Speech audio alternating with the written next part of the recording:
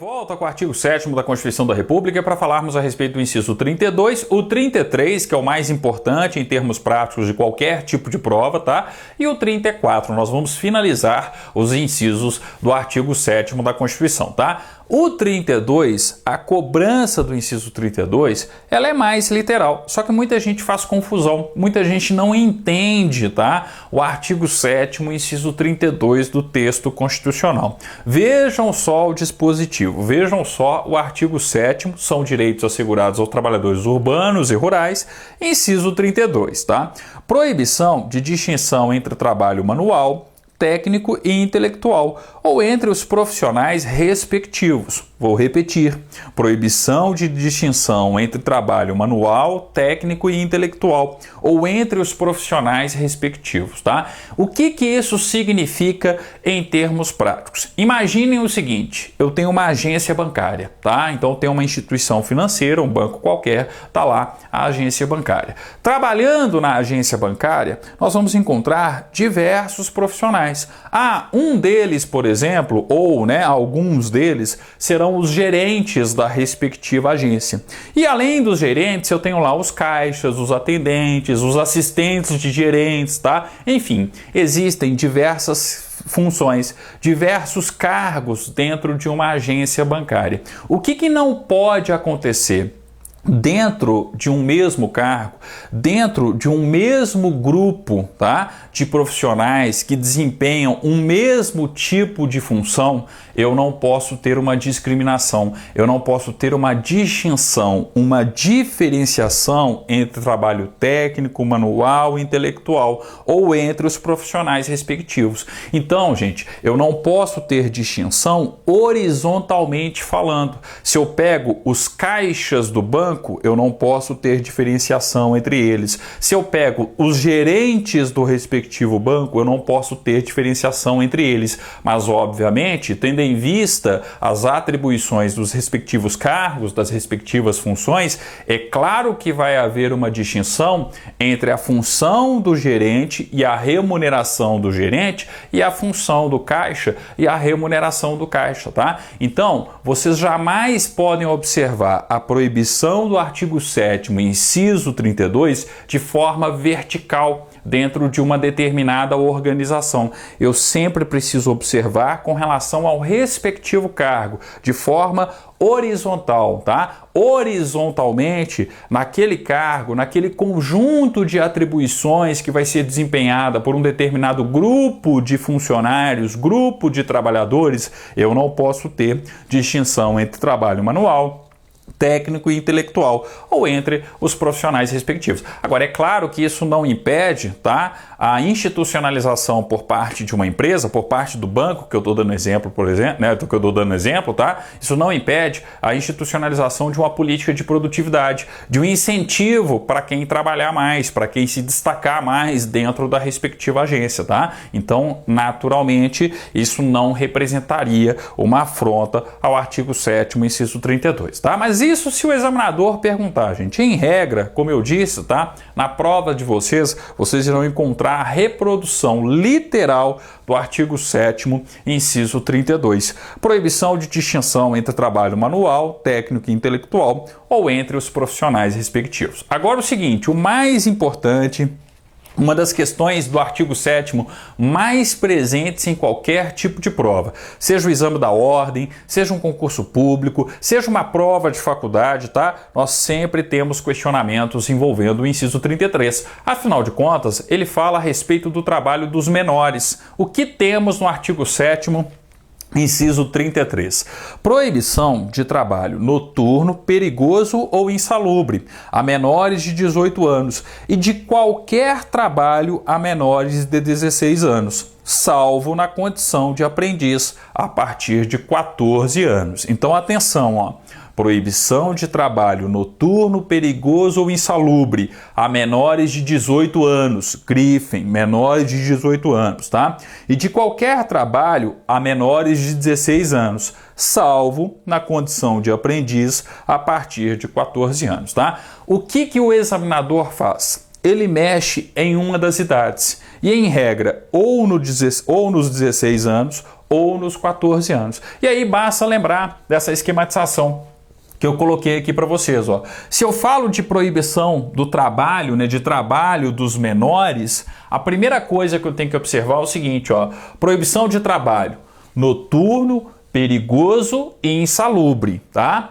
Para qualquer menor de 18 anos, inclusive o aprendiz, tá? Então eu não posso ter um programa de aprendizagem, eu não posso ter um aprendiz, tá? Desempenhando uma função em horário noturno ou uma função perigosa ou insalubre. A Constituição, ela é claríssima. Proibição de trabalho noturno, perigoso ou insalubre a menores de 18 anos. Ponto, tá? Ah, e aquelas funções, aquele trabalho que não se enquadra no trabalho noturno, perigoso ou insalubre, tá? Ah, menores de 16 anos. Em regra, um menor de 16 anos não pode trabalhar, a não ser que seja na condição de aprendiz, a partir dos 14 anos, tá? Então aqui eu tenho uma ressalva, tá? No trabalho noturno, perigoso e insalubre, não existe ressalva. Menor de 18 anos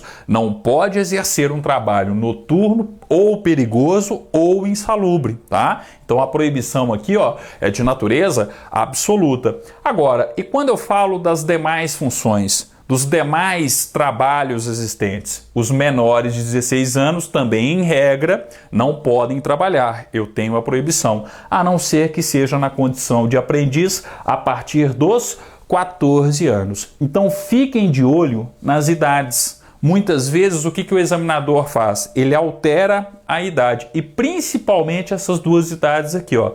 Eu tenho menores de 16 anos, salvo na condição de aprendiz a partir dos 14 anos de idade. Consequentemente, o que a gente tem que lembrar? Nenhum menor de 14 anos de idade pode trabalhar, tá? Mesmo que na condição de aprendiz. Afinal de contas, aprendiz sempre vai ser a partir dos 14 anos. Não existe aprendiz menor do que 14, tá? Então, aprendiz necessariamente é a partir dos 14 anos de idade. E um outro detalhe, tá?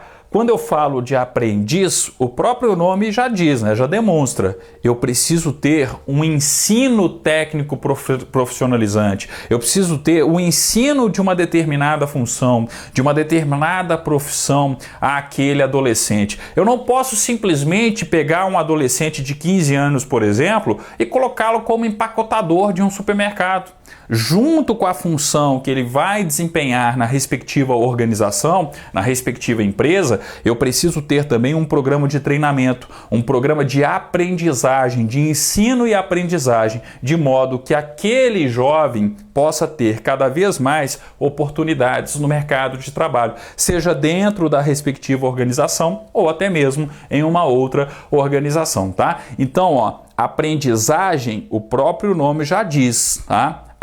Acoplada à questão da aprendizagem está uma necessidade do respectivo empregador de ensinar, de profissionalizar, de transmitir conhecimentos para aquele menor, tá? Caso contrário, não poderá se enquadrar dentro da condição de aprendiz. Ó, quem tiver curiosidade, nós temos diversos programas de aprendizagem, né? Inclusive um que está sendo muito difundido, até com campanhas publicitárias, e é um projeto realmente muito bacana, é o projeto Aprendiz Legal. Quem tiver curiosidade aí, ó, aprendizlegal.org.br, é isso mesmo, www.aprendizlegal.org.br, onde eu tenho justamente esse incentivo, né, na formação de jovens aprendizes.